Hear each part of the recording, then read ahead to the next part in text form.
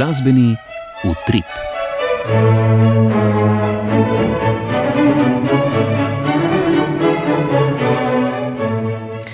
V glasbenem utripu se bomo najbolj posvetili uspehu orkestra Slovenske filharmonije, ki se je pretekli mesec mudil na turneji po Južni Koreji in na Japonskem.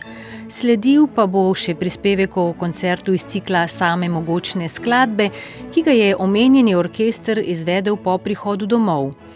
Govor bo tudi o 4. koncertu Srebrnega abonmaja, na katerem je nastopil godalni sekstet alumnov Mladinskega orkestra Gustava Mahlerja.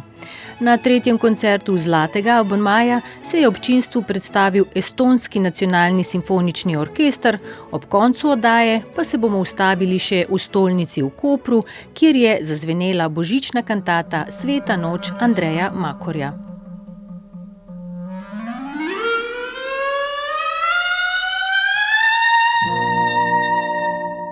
V fokusu. Orkester Slovenske filharmonije je svoje delovanje obogatil z obsežno turnejo v Južni Koreji in na Japonskem, ki je potekala od 16. novembra do 2. decembra. Glasbenih izzivov ni manjkalo, saj je v tem času izvedel kar 9 koncertov. Pod vodstvom glavnega dirigenta Kahija Solovnišvilija in v sodelovanju s 4 izvrstnimi pianisti je nastopil v elitnih koncertnih dvoranah. Več v prispevku Ana Marije Štukelj-Kuzma.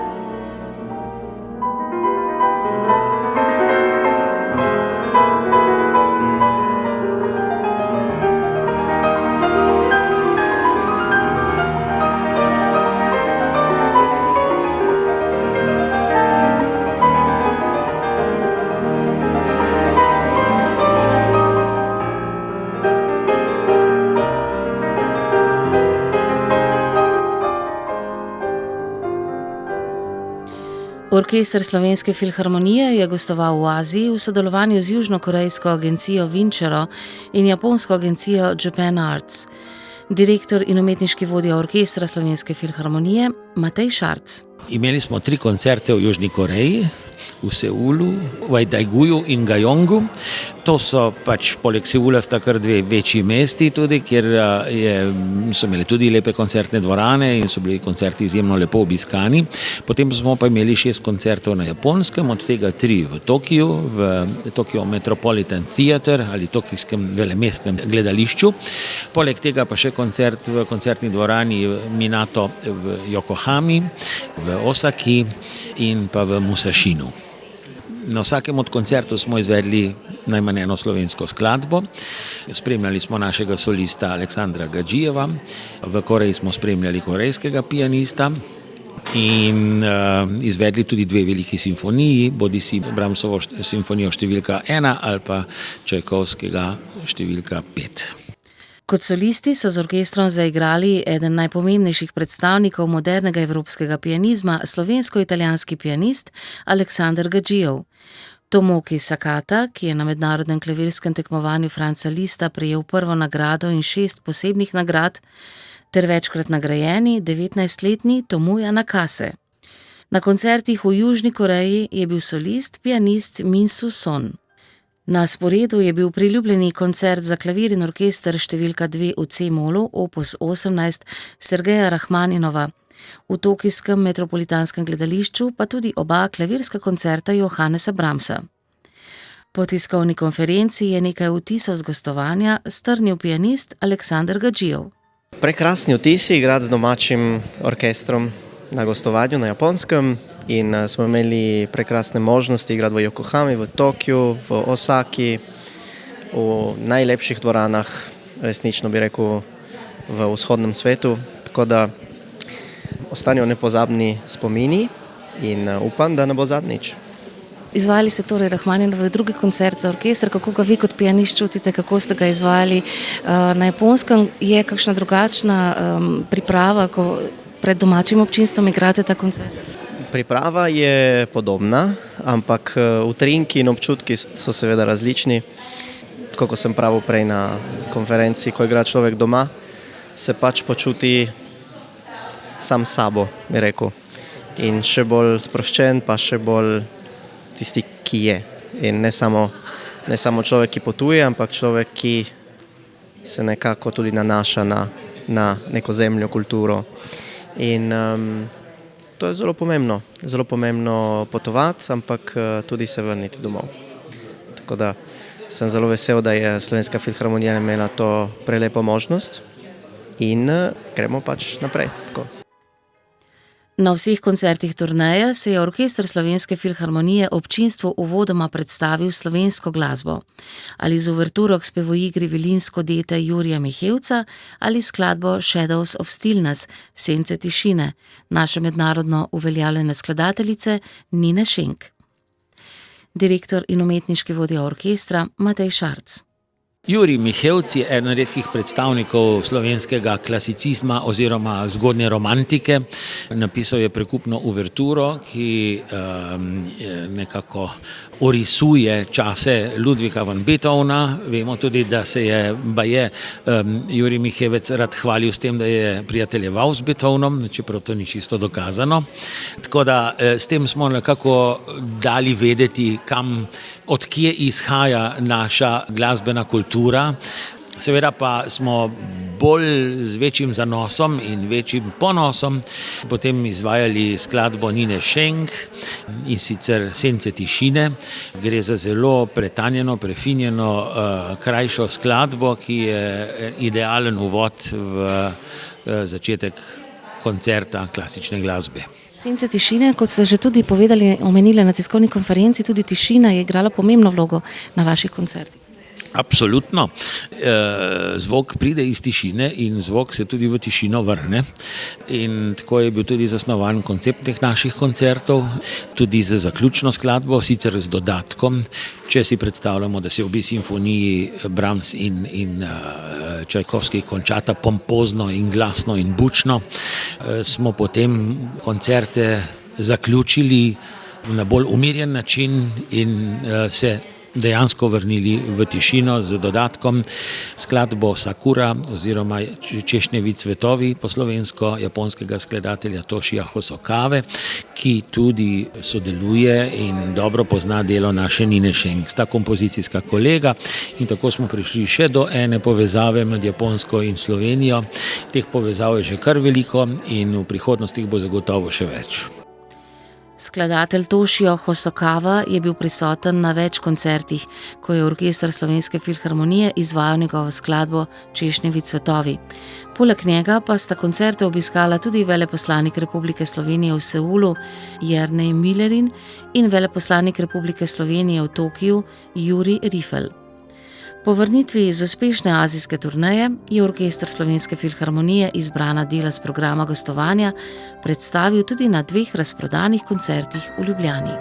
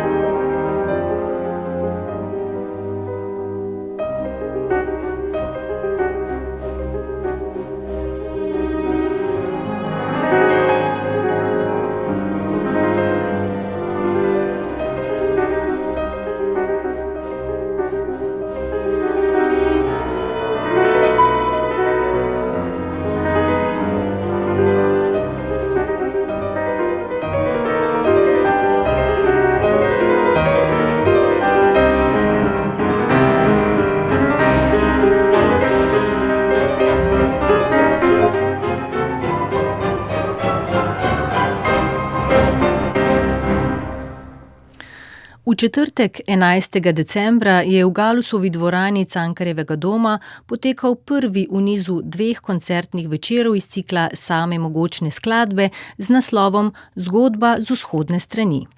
Ob orkestru Slovenske filharmonije je nastopil eden najuspešnejših domačih solistov, pianist Aleksander Gadžijev, nastopajoče pa je vodil glavni dirigent orkestra Kahi Solomnišvili. Na koncertu je bila tudi glasbena urednica Katarina Radaljac-Jazbec. Konec prejšnjega tedna je v razprodani Galusovi dvorani zazvenel del programa, s katerim so se nastopajoči predstavili na obsežni azijski turneji.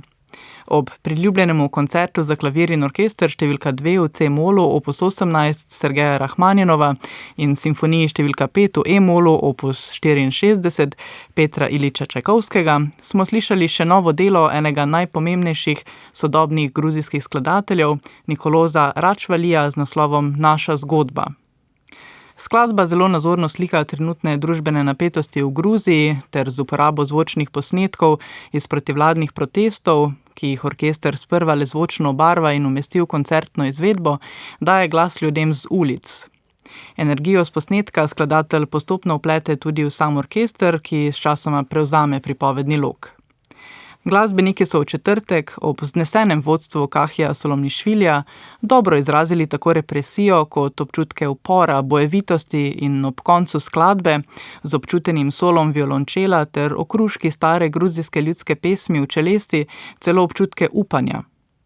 Kljub temu pa je bilo zaostrovanje harmonije in mestoma precejšnje oddaljevanje od te otožne melodije nemogoče spregledati in ga tako težko razumeti kako drugače kot skladateljev izraz odtekanja možnosti za pomiritev napetosti.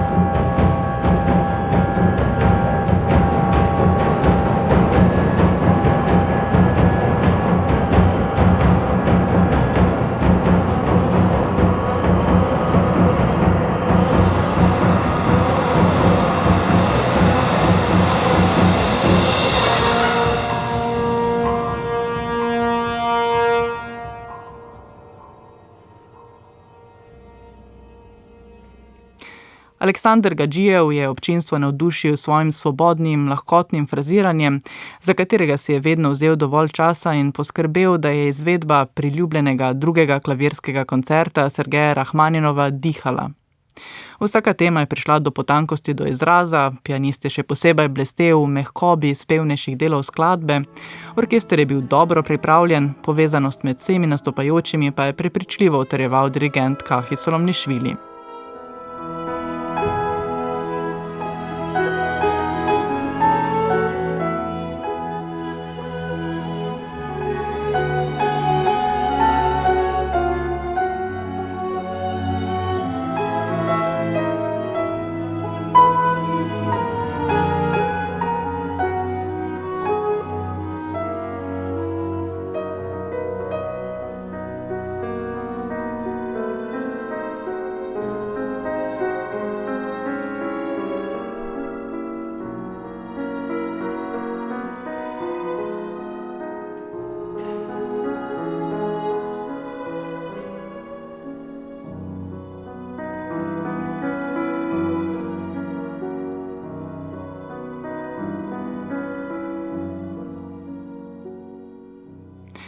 Pri izvedbi 5. simfonije Petra Iliča Čajkovskega se je na trenutke začutilo več utrujenosti orkestra, določeni deli so tako zazveneli zelo angažirano, prehodi tempov pa so bili efektivni in dinamično podkrepljeni, spet drugi so bili posamezni odseki bolj medli, zadržki pa nekoliko togi. V drugem stavku je izstopal občuten solo hornista Blaža Ogriča, četrti stavek pa je k interpretaciji zopet prinesel več doživetosti, k čemur je zagotovo prispevala tudi aktivna gestikulacija dirigenta.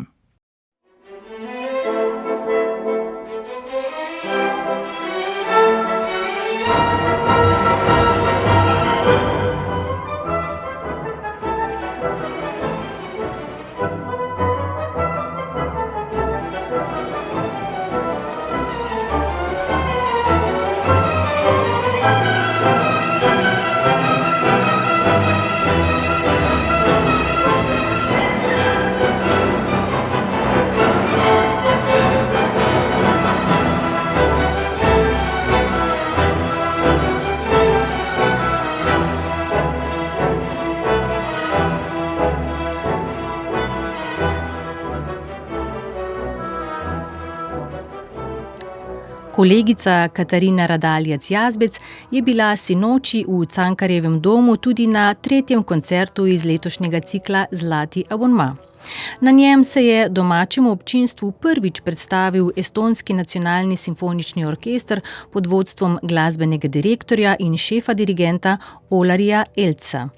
Na sporedu so bila dela Perta in Sibeliusa, kot solistka pa je blestela nizozemska violinistka Simone Lamsma. Uvodni kantus v spomin Benjaminu Brittnu, Arva Perta, je s svojim postopnim zgoščevanjem, tako v intenzivnosti izraza kot dinamiki, občinstvo dobro pripravil na izpovednost Sibeliusove glasbe, ki je sledila v nadaljevanju včerajšnjega večera.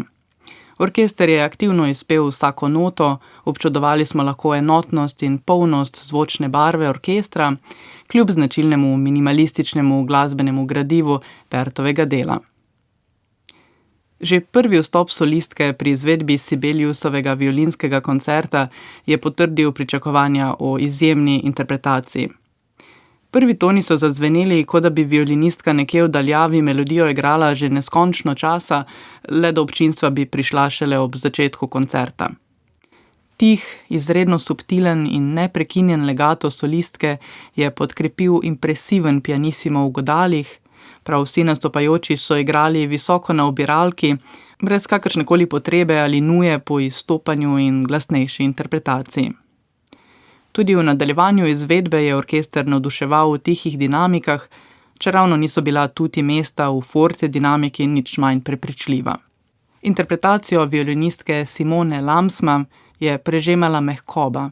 Tudi ob intenzivnejših, dinamično glasnejših delih je igrala lahkotno, brez potrebe po pretiranem pritisku loka na struno.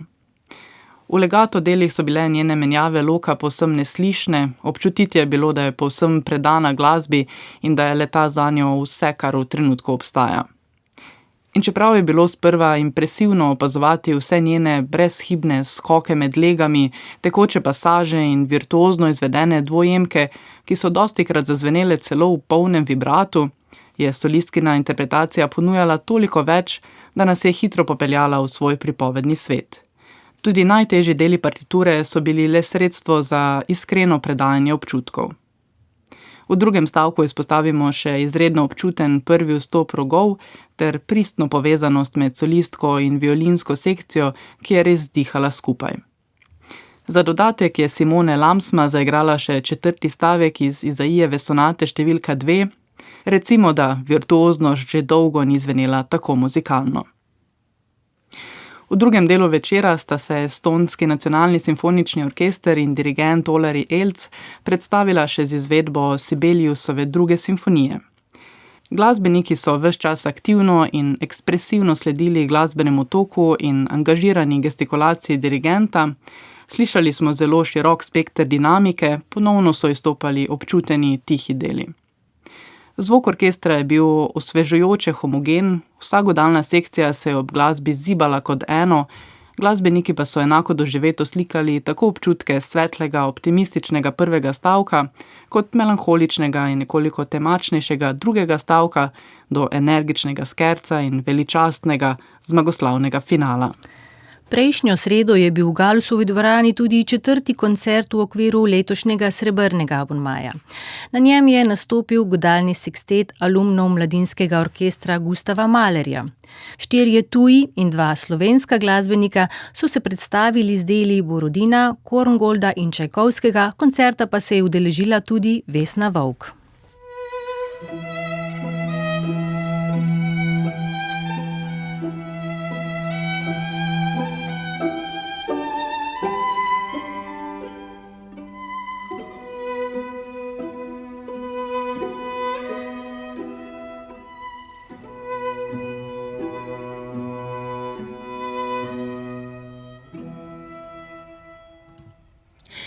Violinista Matjaž Bogataj in Žil Disap, violista Santa Vižine in Florian Pilman ter violončelista Maruša Turjak Bogataj in Leonar Frey Maybach so bili nekoč člani eminentnega mladinskega orkestra Gustava Mahlerja in z opravljenimi avdicijami za to zasedbo že v mladosti dokazali kakovost svojega muziciranja. Ta se je v naslednjih letih še razvijala, vsi so danes uveljavljeni glasbeniki, ki sodelujejo s pomembnimi umetniki iz sveta resne glasbe. Podrobneje jih bomo predstavili v četrtek 25. decembra ob 20. uri na programu Ars v oddaji Komorni studio, ko bomo ob posnetku koncerta za srebrni abonma poslušali še pogovor z Marušo Turjak-Bogataj. Godalni sekstet alumnov Mladinskega orkestra Gustava Mahlerja je brez dvoma zlitje 6 izvrstnih solistov, ki jim skupno muziciranje več kot ustreza.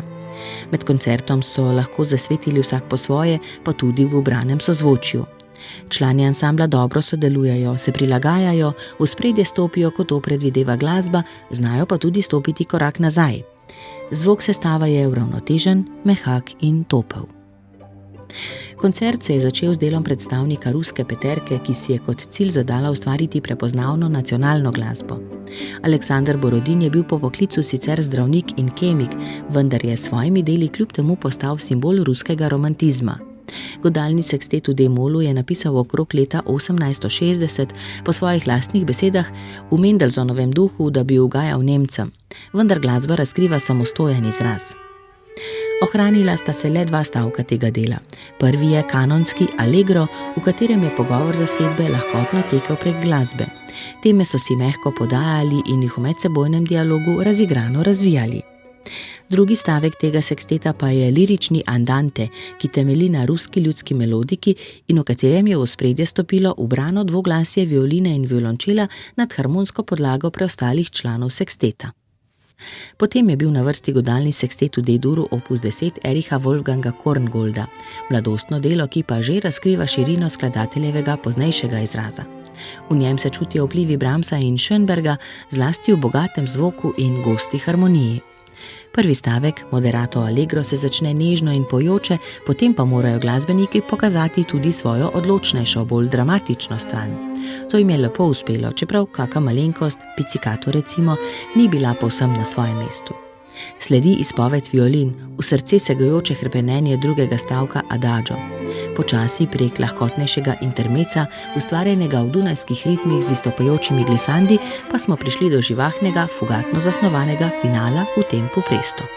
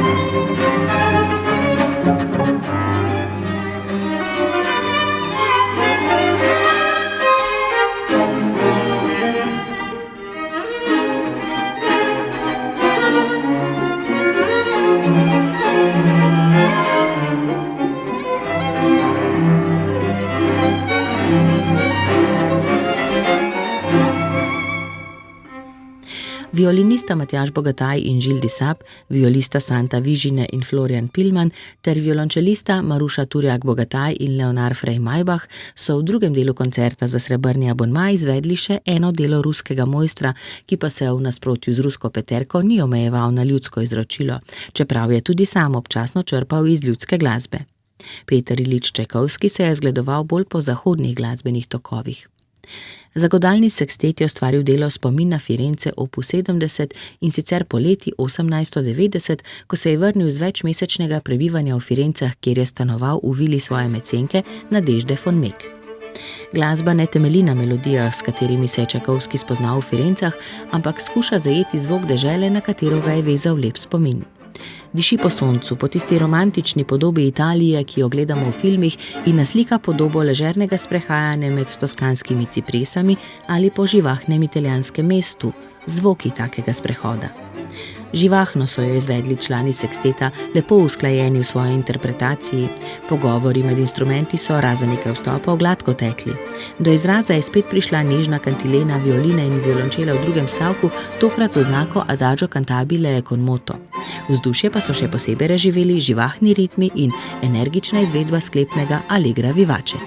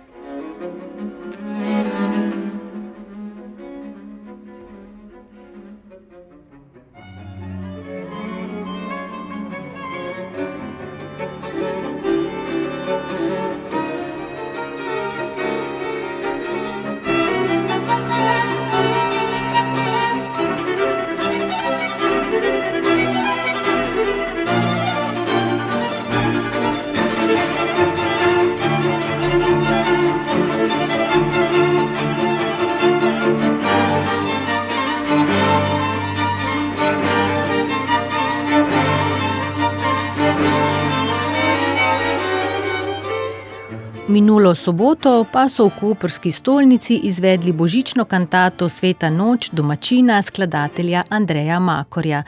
Zazvenela je 100-člansko ansambelsko zasedbo ter ogrela srca in duše občinstva, ki je stolnico zapolnilo do zadnjega kotička. Izvajalci so si prislužili celo stoječe ovacije. Koncert je spremljala tudi Simona Moličnik.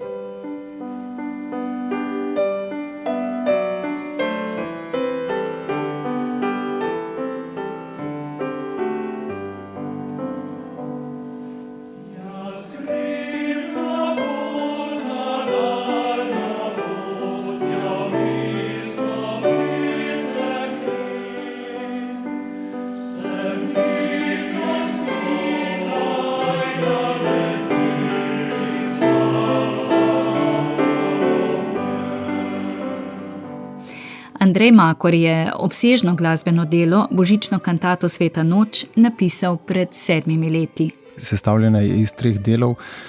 Vsak del ima eno posebno sporočilo. Kantata je sestavljena iz posvetnih besedil, torej iz poezij slovenskih pesnikov, ki sem jih združil v te 3 smiselne celote. Vsak del ima eno sporočilo. Nekateri so zelo pozitivni, drugi nekoliko bolj usmerjeni v duhovnost, nekateri pa malček bolj temačni, ki se seveda na koncu razveže v optimizem in se konča pompozno in magično.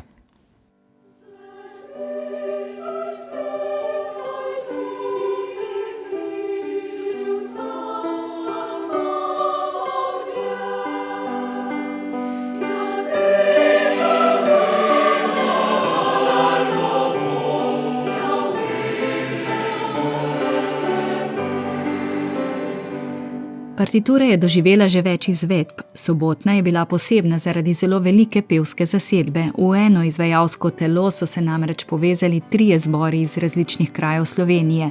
Šaleški akademski pevski zbor iz Velenja z dirigentko Danico Pirečnik, komorni zbor Orfej iz Ljutomera z dirigentom Vitom Žerdinom in komorni zbor Obala Koper z dirigentom Andrejem Makorjem.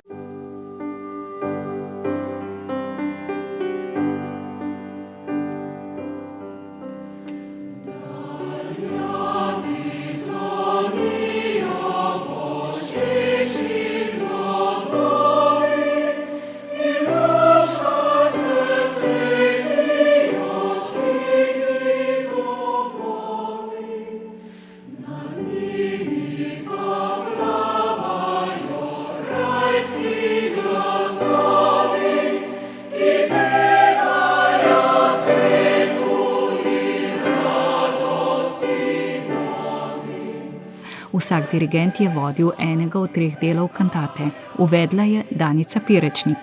Pravzaprav, ko smo se dobili skupaj, pa ko smo začeli prepevati skupaj, me je prevzela ta veličina zvoka. Ko samo malo zamahneš, pa dobiš en lep crescendo, pa en sočen forte. Srednji del je vodil Vito Žerdin. Tokrat se nismo povezali čisti centri največjih mest, ampak smo se povezali mogoče obrobja in je to mogoče zato še toliko lepše. Z radostno noto je sklenil Andrej Makor. Ko se en tak dogodek razplete z vsemi deležniki, ki jih je precej za eno tako večje delo, res vrhunsko pripravljeni že na vaji, tako da je samo oblikovanje celote eno sam užitek.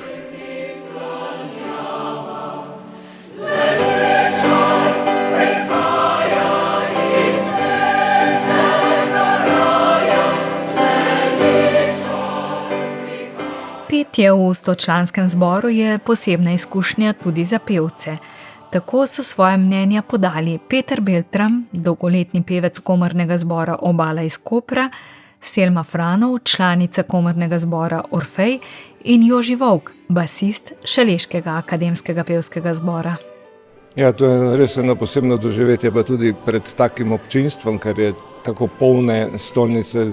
Jaz napomnim, da bi jo kdaj videl. Naše vaje so potekale izjemno dobro, zelo konstruktivno in izvajal vajo je rasel nivo. Danes pa je vsekakor bil vrhunec na koncertu. Mi radi to počnemo, da sledimo roki dirigenta, zborovodje, ker smo pa bili tako številčni, no, smo pa res lahko nianse delali od pianissima pa čist do fortissima. Glasbeno vlogo pripovedovalca je izvedla sopranistka Polona Gregorc, povezovalni inštrumentalni deli pa so bili zaupani duu klaripiano, pianistki Tatjani Kavčič in klarinetistu Dušanu Sodji. Kljub mrazu v koprski stolnici so izvajalci podali večpomensko sporočilo za praznične dni. Češ, glasba je tista, ki povezuje, sledimo ji. Koncert je posnela produkcijska ekipa Radia Koper, slišali ga boste na Božič na teh valovih v oddaji Glasbeni abonma.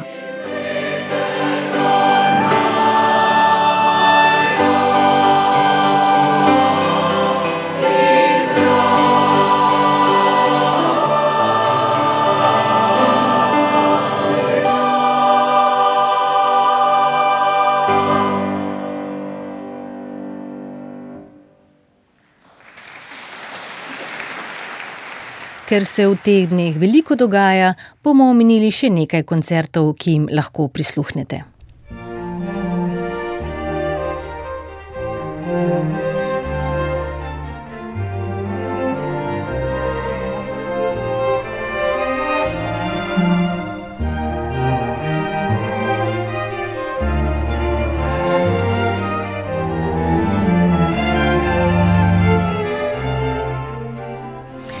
To sredo vas vabimo na kar 3 dogodke.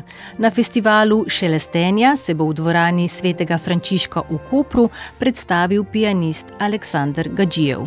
Koncert se bo začel ob 19. Ljubitelji zborovske glasbe pa boste lahko ob 19:30 v SNG Opera in balet Maribor prisluhnili božičnemu koncertu zbora opere SNG Maribor.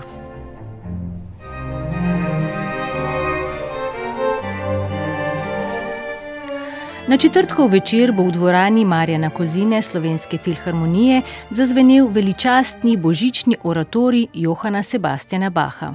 Zbor in orkester Slovenske filharmonije bo vodil Steven Layton.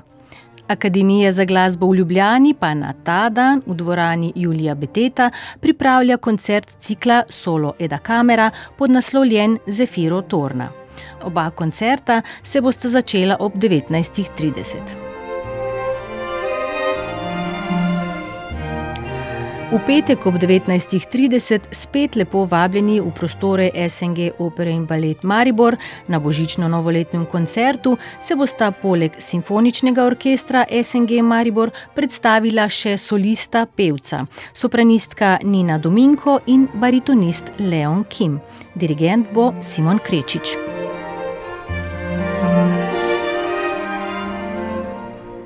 Ostala je le še sobota. Dopoldne ob 11:30 bo v Sokolskem domu v Škofji Loki nastopil orkester Amadeo pod vodstvom Tilna Draxlerja. V Ljubljani v veliki dvorani v prostorih KGBL na Vegovi 7 pa se bo ob 19. začel koncert Zimski novoletni Galusov oder izbranih, ki je posvečen 475. obletnici rojstva Jakoba Galusa in 35-letnici delovanja agencije in ustanove Galus.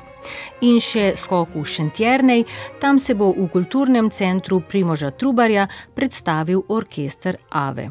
Koncert se bo začel ob 19.